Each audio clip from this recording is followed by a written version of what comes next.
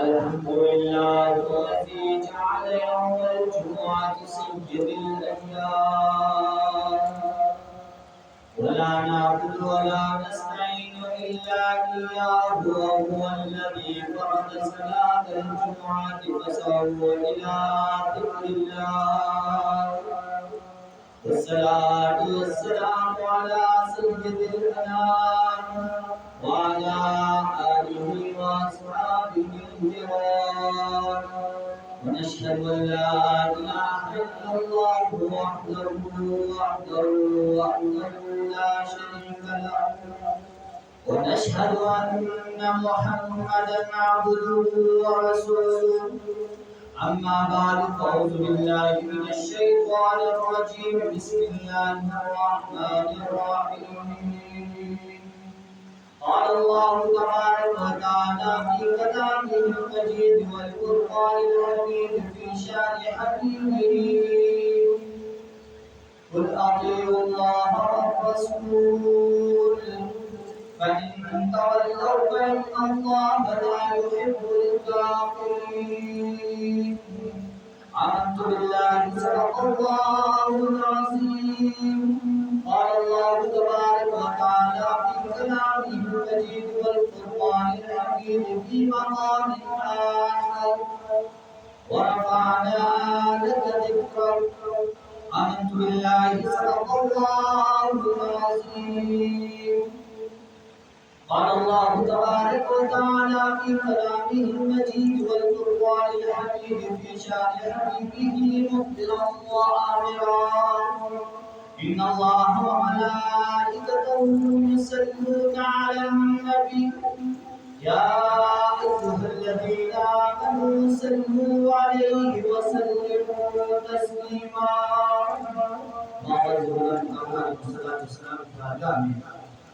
درود و سلام کا نظارہ پیش کیجیے گا اس ایمان اور توحید کے ساتھ آپ کے اور میرے آقا سرور کائنات محمد مصطفیٰ آپ کو اور میرا درود و سلام سنتے ہوئے ہیں تو پڑھنے والوں کو پہچان صلی اللہ علیہ یا رسول اللہ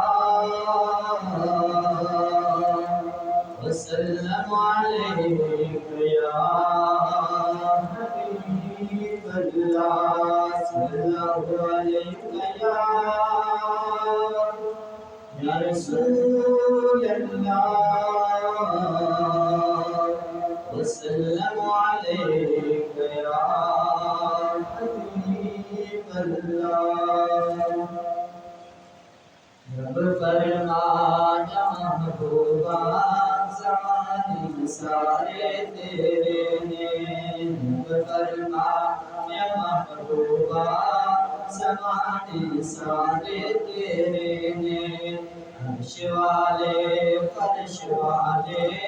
دیوانے سارے تیرے نے عرش والے فرش والے دیوانے سارے تیرے نے بے خالق ساری دنیا دا تو مالک ساری دنیا دا بے خالق ساری دنیا دا تو مالک ساری دنیا دا کسی منگتے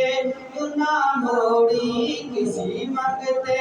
تو نہ موڑی خزانے سارے تیرے نے عرش والے فرش والے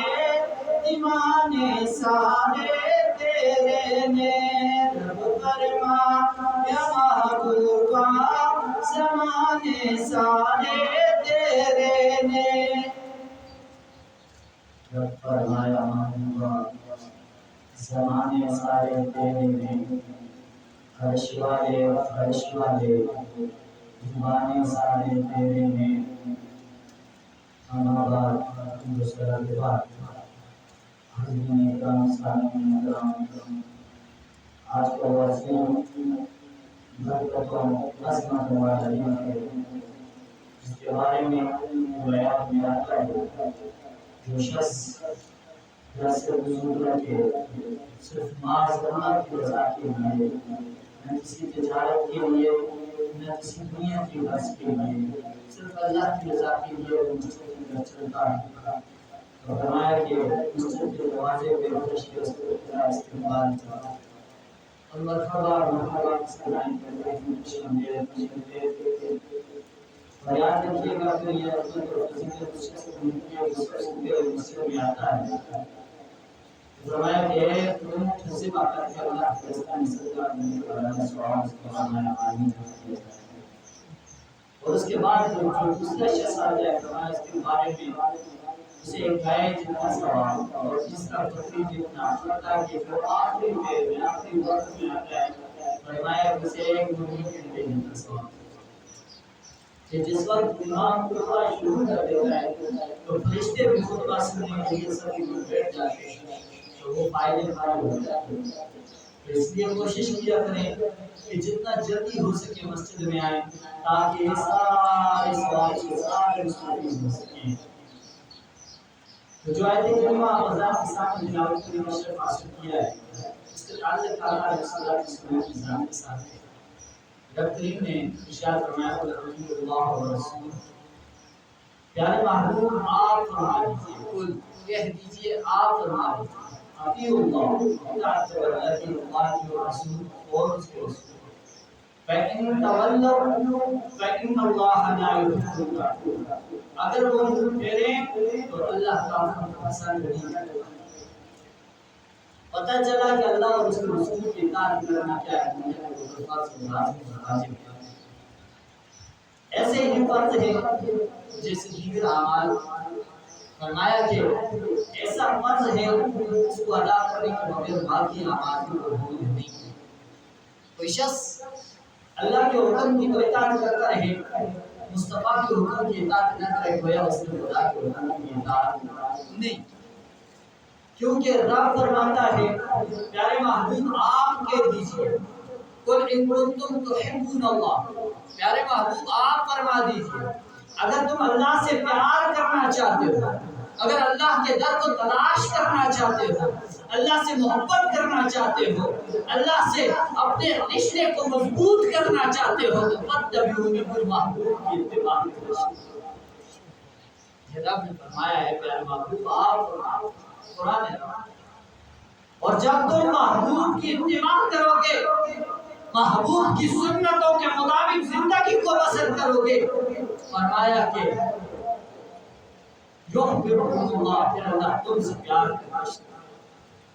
پھر اللہ تم سے ایسا پیار کرے گا کہ تمہارے گناہوں کو معاف کر دے گا، تمہارے گناہوں کو معاف کر دے گا، اس لیے کہ تم نے آقا علیہ السلام کی اتباع کی۔ اور جو لوگ اتباع نہیں کرتے ان کے بارے میں فرمایا فَإِن تَوَلَّوْا فَإِنَّ اللَّهَ لَا يُحِبُّ الْكَافِرِينَ، اگر وہ منہ پھیر لے تو اللہ کافروں کو پسند نہیں کرتا، اللہ ماننے والوں کو پسند کرتا ہے، اللہ اطاعت کرنے والوں کو پسند کرتا ہے، اللہ نبی کی سنت کے مطابق چلنے والوں کو پسند کرتا ہے، اللہ درگزر کرنے والوں کو پسند کرتا ہے، اللہ معاف کرنے والوں کو پسند کرتا ہے، اللہ محبت کرنے والوں کو پسند کرتا ہے، اللہ متقیوں کو پسند کرتا ہے، اللہ پیار کرنے والوں کو پسند کرتا ہے۔ نہیں پسند کرتا کون ہے؟ جسے پہلے نہیں پسند کیا گیا اور اسے روضہ درگاہ بھی بنایا گیا۔ اب آپ کے ذہن میں آ چکا ہوگا وہ کون ہے جسے نہیں پسند کیا، اسے ساری دنیا کی ہر زمین کے کونے کونے پہ سجدے کیے، اور سب سے بڑی بات کوئی جگہ اس کے سجدوں سے خالی نہ رہی، مگر یاد رکھنا اس کی اتباع نہ تھی، اس نے رب کی اتباع نہ کی، رب کے حکم کی اتباع نہ کی، جس کی اسے تعظیم کے لیے سجدے کا حکم دیا گیا تھا کہ ارے آدم علیہ السلام کو تعظیمی سجدہ کرو، تو اس نے نہ کیا، تو پھر رب نے اسے صبح قیامت تک روضہ درگاہ۔ پتہ چلا ساری باتیں سجدوں سے بھی حل نہیں ہوتی، حل کرنی ہے تو ان کے لیے حضور کی اتباع لازم اور ضروری ہے، حضور کا عشق لازم اور ضروری ہے۔ اب صحابہ کی بارگاہ میں چلے نا، صحابی رسول آئے اور اپنے باپ کا سر ہاتھ میں لیے ہوئے آقا نے فرمایا ہے میرے صحابی عبد الرحمن بن الجراح، اس کا نام تھا صحابی کا، فرمایا ہے عبد الرحمن یہ کیا کیا تم نے؟ کہا یا رسول اللہ صلی اللہ علیہ وسلم یار کے بارے میں اچھا گمان نہیں رہا، یا رسول اللہ صلی اللہ علیہ وسلم یا آپ کے خلاف زبان کو دراز کرتا تھا، آپ کے بارے میں اچھی باتیں نہیں کرتا تھا جو مجھ میں برداشت نہ ہو سکی، جس کی وجہ سے آج میں نے اس کا سر اتارا۔ تو آقا نے فرمایا تجھے نہیں پتا یہ تیرا باپ ہے، تیرے اوپر کچھ احکام لازم تھے۔ صحابی رسول کہنے لگے یا رسول اللہ صلی اللہ علیہ وسلم آپ کی شان کے لیے، آپ کی ناموس کے لیے یہ تو ایک باپ ہے، اگر لاکھوں باپ بھی ہوتے آپ کے نام پہ قربان کرتے، آپ کے نام پہ قربان کرتے۔ یہ صحابی لڑتے لڑتے آمنا سامنا ہوا باپ اور بیٹے کا۔ باپ نے کہا میں تمہارا باپ ہوں، تو میرا بیٹا ہے۔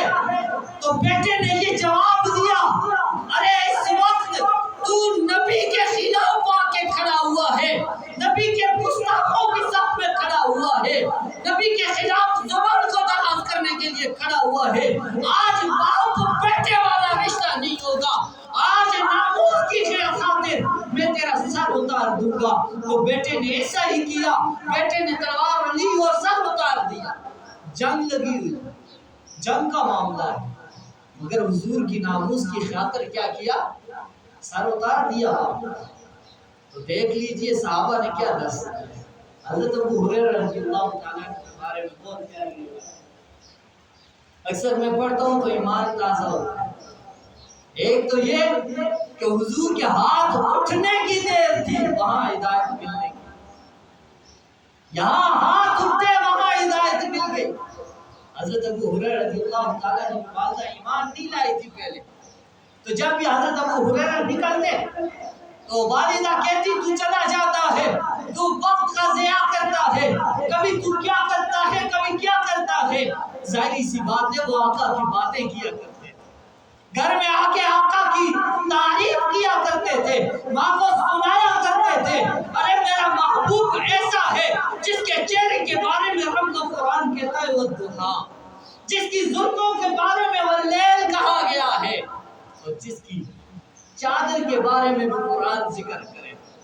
جس کی اوڑھنی کے بارے میں بھی قرآن ذکر کرے، تو پھر سمجھ لیں کوئی عام نہیں بڑا خاص نبی۔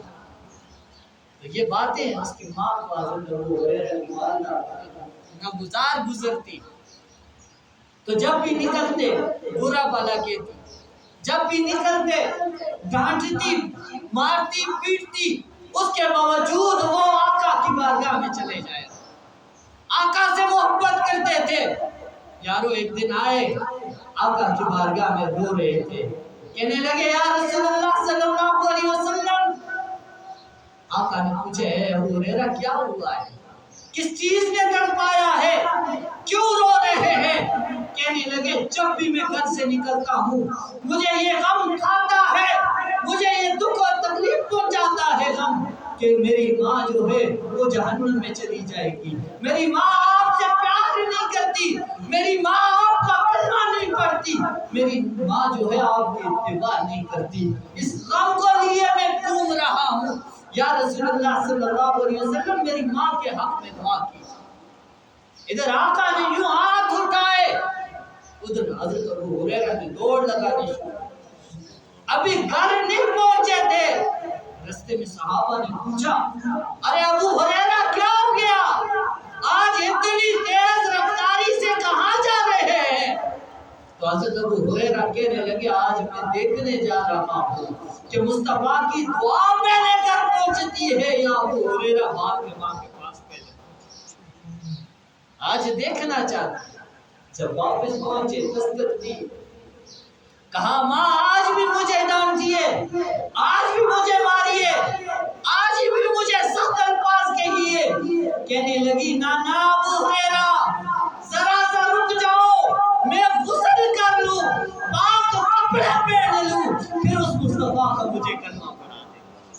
جس کے پاس تو جایا کرتا ہے، جس کا تذکرہ یہ ہے، وہ دعا کے چہرے والا ہے، وہ لیل کی زلفوں والا ہے، جس کا سارا شعر گوائیاں دیتا ہے، جس کے لیے سورج چاند بنایا گیا ہے، جس کے لیے زمین و آسمان بنایا گیا ہے، فرمایا کہ اس کا کلمہ مجھے پڑھا دے۔ کس نے کہا؟ ابو ہریرہ۔ یاد رکھیے صحابہ کی محبت آقا سے، وہ کسی سے کوئی بات نہیں برداشت کرتے تھے حضور کے بارے میں، مجالے کسی کی کوئی بات کر کے بتائیں۔ حضرت عمر فاروق رضی اللہ تعالیٰ عنہ کے دور کی بات سنانے لگا، ایک یہودی ایک اور مسلمان تھا، اس کا آپس میں تنازع ہو گیا، کسی بات پہ تنازع ہوا، یہودی نے کہا چلو تم میرے لوگوں کو نہیں مانتے، آؤ تمہارے آقا سے فیصلہ کروا دیں۔ وہ لیا اس یہودی کو اور مسلمان دونوں ساتھ چلے، چلتے چلتے آقا کے در پہ آئے، آقا نے اس یہودی کے حق میں فیصلہ دیا، کیونکہ حق ہے، حق کو بیان کرنا چاہیے،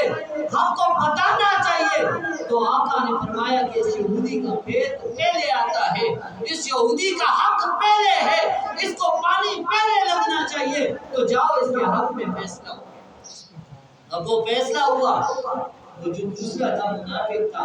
اس نے کہا چلو حضرت عمر فاروق کے پاس چلے، وہاں سے فیصلہ کروا لیتے ہیں، ابھی چلے نا۔ کہاں؟ حضرت عمر فاروق رضی اللہ تعالیٰ عنہ کے دروازے، دستک دی، دستک دے کر کہنے لگے یہ معاجرہ ہوا، اس سے پہلے یہودی بول پڑا، اس نے کہا آپ کے آقا نے میرے حق میں فیصلہ دے دیا ہے کہ پہلے زمین میری ہے، پہلے پانی اسے لگنا چاہیے، پہلے وہ سیراب ہونی چاہیے، تو فرمایا کہ میرے حق میں فیصلہ ہو۔ تو حضرت عمر فاروق نے دوسری بات نہ سنی کہ اندر سے تلوار لے کر آئے، آ کر کے اس شخص کا گردن سر تک ان سے جدا کر دیا اور بتا دیا جو آقا کا حکم نہیں مانے گا اس کا فیصلہ عمر نہیں کرے گا، عمر کی تلوار کرے گا۔ پتہ چلا کہ حضور کی اتباع اتنی لازم ہے، حضور کہتے ہیں تو پھر ماننا پڑتا، اور حضور کا ذکر آج لوگ گٹانے کی کوشش کرتے ہیں۔ میرا رب سارے قرآن میں آتا ہے، پورا قرآن کھول کے دیکھو، اس کا تعلق یا تو مکہ کے ساتھ ہے یا تو مدینہ کے ساتھ ہے۔ آج تک آپ کو کوئی صورت مصری نظر نہیں آئے گی یا کسی اور شہر کے بارے میں صورت نظر نہیں آئے گی۔ انکار کرنے والے سو انکار کریں، یا تو کھولنے سے پہلے اوپر جب نظر پڑے گی یا تو مدنی لکھا ہوگا یا تو مکی لکھا ہوگا۔ کیوں لکھا ہوا ہے؟ کیونکہ قرآن بھی وہاں جاتا تھا جہاں مصطفیٰ جایا کرتے تھے، وہاں وہ قرآن جایا کرتا تھا، اور قرآن کے ساتھ آقا کی نعت یوں منسوب ہے کہ بسم اللہ سے شروع کرو، والناس کی سین تک جتنا قرآن پڑھو آقا کی شان ہی بیان کرتا ہے۔ اور اسی طرح دوسری جگہ دوسری آیت کریمہ وَرَفَعْنَا لَكَ ذِكْرَكَ، وَرَفَعْنَا بلند کیا، لَكَ آپ کے ذکرک آپ کے ذکر۔ مجھے بتائیے میرا اور آپ کا ذکر آپ کی اولاد کرتی ہوگی، آپ کے بہن بھائی کرتے ہوں گے، 10 20 60 لوگ جاننے والے کرتے ہوں گے، مگر جس کا ذکر رب کا خود حکم ہو کہ اے محبوب ہم تیرے ذکر کو بلند کرتے ہیں، اس کی بلندی کی کوئی انتہا نہیں ہے۔ جیسے رب کی شان عظمت کی کوئی انتہا نہیں ہے، ایسے مصطفیٰ کے ذکر کی بھی کوئی انتہا نہیں، اتنا بلند ذکر ہے۔ آج کوئی منوس اور برے چہروں والے، بری زبانوں والے، برے مذہبوں والے اور دین کے اوپر زبان کو دراز کرنے والے، ان کو تو انسان کہنا بھی وجہ نہیں ہے، کیونکہ جو آقا کے بارے میں زبان کو دراز کرے گا ہم اسے انسانوں میں شمار نہیں کریں گے، کیونکہ انسانوں کے لیے کل جہانوں کے لیے آقا علیہ السلام رحمت کر یاد رکھنا ایسے لوگ جو ہیں بدبخت ہیں، جہنم کا ایندھن ہے اور جہنم کے کتے ہیں، وہاں بھونکنے والوں کو وہاں سزائیں ملیں گی۔ یاد رکھنا یہ کوئی عام نہیں ہے، یہ بڑے خاص ہے کیونکہ میں نہیں کہتا، رب کو قرآن ہے کہ یہ جو کافر جن بتوں کی پوجا کرتے ہیں ہندو، یہ جن کو اپنا خدا کہتے ہیں، خدا کا شریک ٹھہراتے ہیں، فرمایا کہ یہ ایندھن بنیں گے اور یہی ایندھن نہیں بنیں گے، وقودها الناس والحجارہ، اور وہ لوگ بھی جو پوجتے ہیں اور وہ بھی جنہیں پوجا جاتا ہے وہ بھی جہنم میں۔ وعدت للکافرین، یہ کافروں کے لیے تیار کی گئی ہے۔ جہنم کیا کی گئی ہے؟ تیار کی گئی ہے کافروں کے لیے، اس لیے کہ وہ دنیا میں رب کو چھوڑ کر کے، رب کے محبوب کو چھوڑ کر کے کبھی پتھروں سے مانگتے ہیں، کبھی غیروں سے مانگتے ہیں، کوئی گائے سے مانگتا ہے۔ ارے تمہارے لیے دنیا کی اتنی ہی ذلت کافی ہے کہ تم اس کا گند پیتے ہو، اس کا گند پی کر کے تمہارے اندر اچھی باتیں نہیں، وہی گند نکلتی۔ یاد رکھنا جو لوگ نیک ہوتے ہیں، وضو کرتے ہیں، نماز پڑھتے ہیں،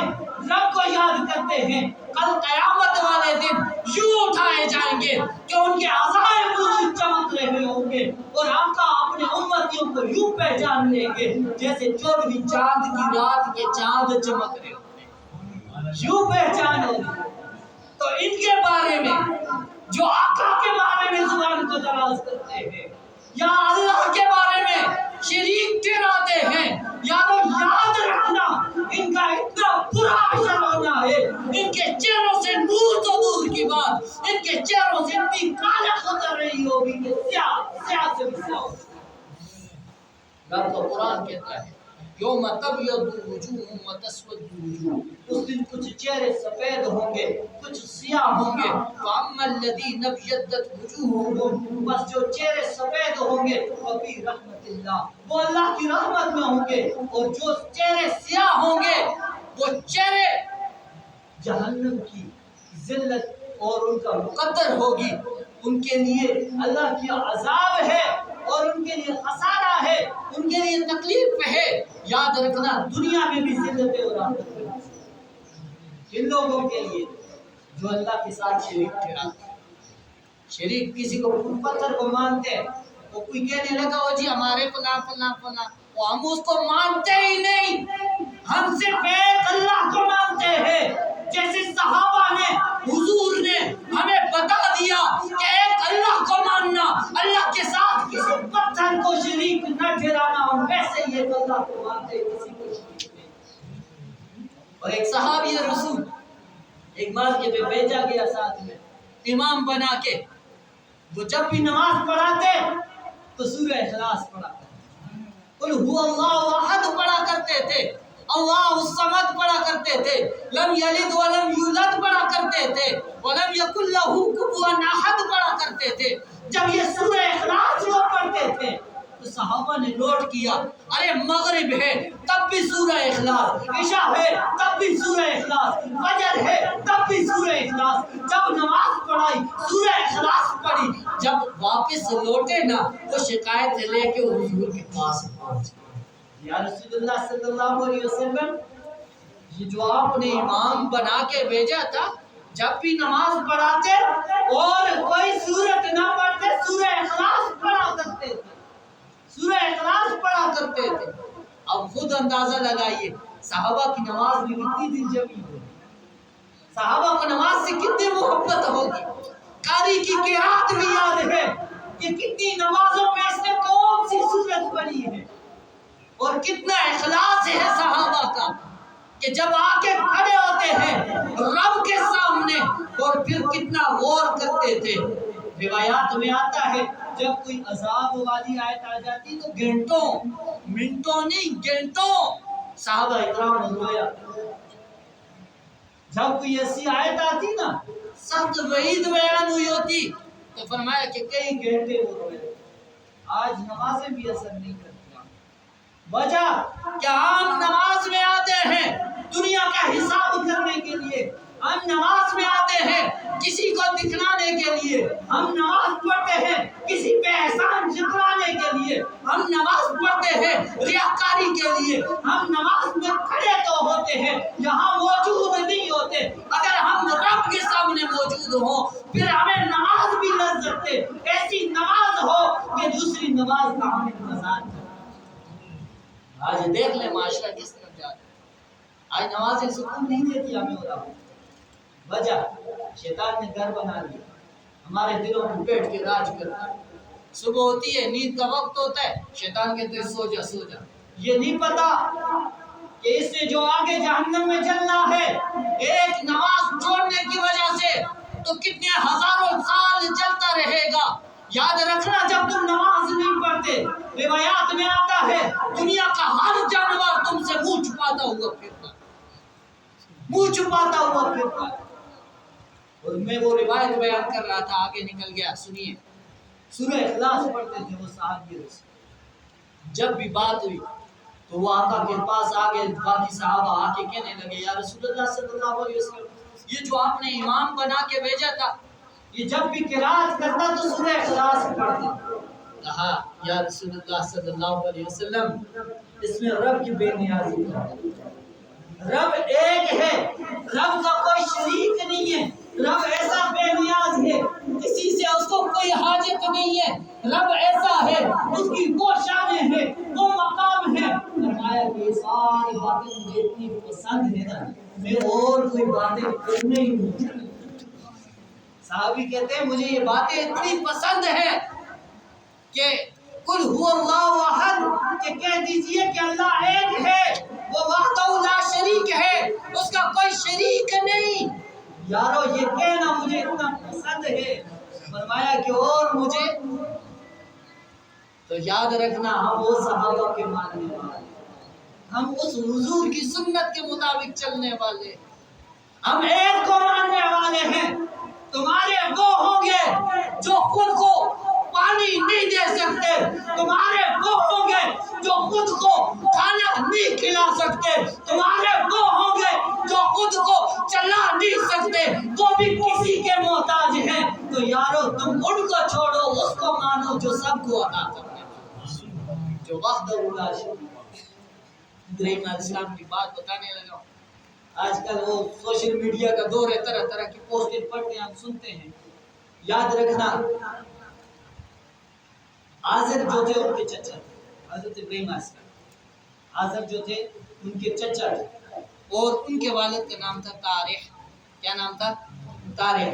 یاد رکھنا اکثر ممبروں سے بھی کچھ لوگوں سے غلطیاں ہوتی ہیں، اور میں غلطی سمجھتا ہوں اس کو، کیونکہ حضور کا فرمان ہے کہ میں پاک رحموں سے پاک پشتوں سے ہوتا ہوا یاد۔ وہاں تک کوئی ایسا نہیں تھا کوئی مشرک ہو، کوئی کسی بت کو پوجنے والا ہو، کوئی کسی بت کو بنانے والا ہو، پتہ چلا حضور کا نسب بھی پاک ہے، حضور کا شجرہ بھی پاک ہے، اور حضور سے تعلق رکھنے والے لوگ بھی پاک ہیں۔ تو کہنے کا مقصد یہ تھا ابراہیم علیہ السلام کے چچا نے کیا کیا؟ بت دیے، جاؤ نے ان کو بیچ کے۔ اب ابراہیم علیہ السلام بت لے کے نکلے، وہاں بازار میں اونچی جگہ کھڑے ہوئے اور کہنے لگے آؤ آگے اپنا بت لے جاؤ، یہ وہ بت ہے جو تمہیں پانی دیتا ہے، ساتھ ہی کچھ چیز رکھی اس میں اسے ڈبو دیا۔ پھر آخر کہنے لگے کون سے بت کو لینے آئے ہو جو خود کو پانی سے نہیں بچا سکتا، خود کو پانی دل پہ لا سکتا، خود کو اپنے آپ کو نہیں بچا سکتا، اس خدا کو لینے آئے ہو۔ پھر ساتھ میں توحید کا درس دیا، ایک اللہ کو مانو، ایک اللہ کو مانو، اس کا شریک نہ ٹھہراؤ، یہ جھوٹے ہیں، یہ کچھ نہیں کر سکتے، یہ تمہارا کچھ نہیں بنا سکتے، نہ دنیا کا نفع دے سکتے ہیں نہ آخرت کا نفع دے سکتے ہیں۔ اگر تمہیں کوئی نفع دینے والی ذات ہے وہ اللہ کی، اللہ کے سوا کسی کی ذات ہے۔ توحید کا درس پھر ایسے ہی آگے لے کے گئے، اور بھی کیا، ایسے گلے سے رسی ڈالی، باندھ لیا چور پہ، کہا آؤ آ کے دیکھو اس بت کو جو خود کو پھانسی سے موت سے نہیں بچا سکتا، تمہیں کیا بچائے۔ پھر آگے گئے ایک اور بت کا بازو توڑ دیا، ایک کی ٹانگ توڑ دی، کہا یہ اپنے ہاتھ پاؤں نہیں بچا سکتا، تجھے کیا درس دے رہے، توحید سکھا رہے، کہا کہ یاد رکھنا اللہ والے جو ہوتے ہیں اللہ والوں کی باتیں، اللہ والے جو ہوتے ہیں اللہ والوں کی باتیں کیا کرتے اور اللہ کی بات بتاتے ہیں، اللہ کے علاوہ کسی کا درس نہیں دیتے۔ تو دیکھ لیجیے ابراہیم علیہ السلام نے کیسے درس دیا، حتیٰ کہ پھر انہوں نے جب وہ مجلس لگائی نا اپنی جلسہ شلسہ جو ہے تو پھر انہوں نے کہا میں تو بیمار ہوں، میں تاروں کو دیکھ رہا ہوں، مجھے ایسے لگتا ہے کہ بیمار ہوں، سارے چلے گئے، تجھے